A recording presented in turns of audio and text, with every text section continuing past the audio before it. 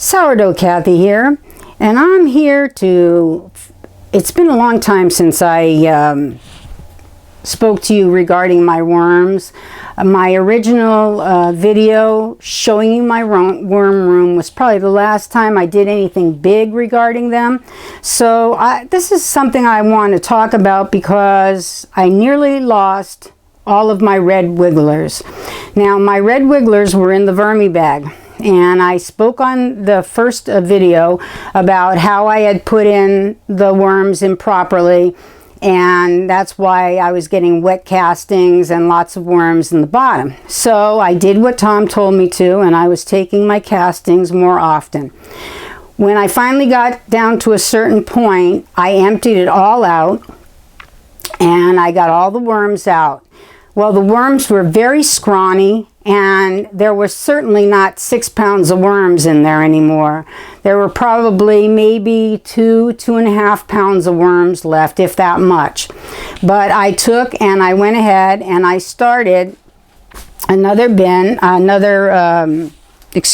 started the vermi bag all over again, and I filled it up to the point where, I'm trying to make enough light here for us to look. If I can make this lamp go somewhere I want it to. Okay, right down where the sewing line is probably where I had it filled with paper. Right down here. I had it filled with paper, not paper, but I laid a sheet of newspaper, and then I put wet shredded cardboard and put some dry cardboard on top, and then put some food on top of that. And that was going fine. We were doing good for a couple of weeks. And I would go in and I'd check, make sure the worms were doing fine.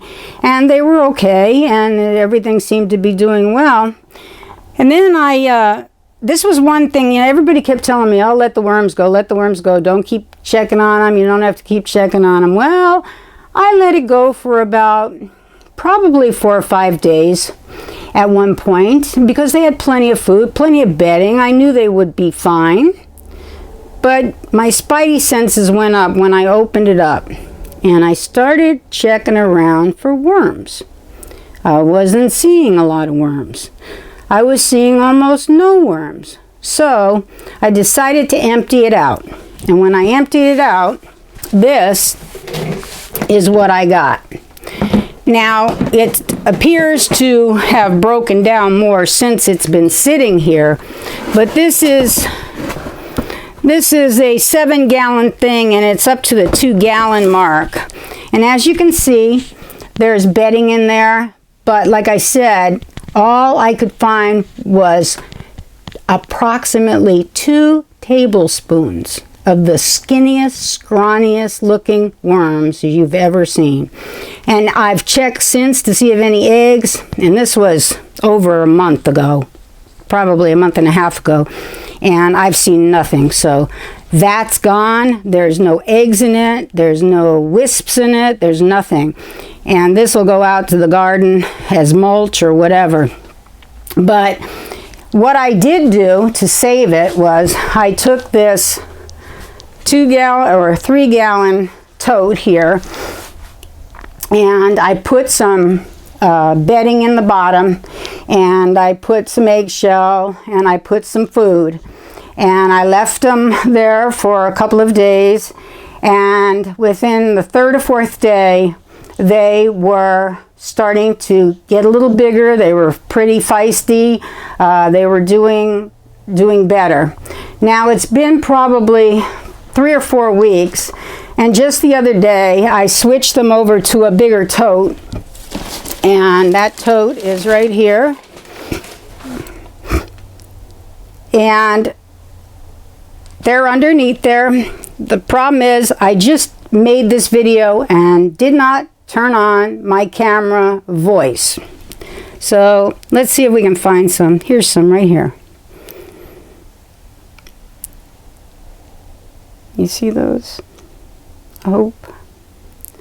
They're doing much better. They're healthier. I can now see that some have clitellums, Whereas when I took them out, none had clitellums. There were no adults that I could see, or they were just too scrawny for me to see.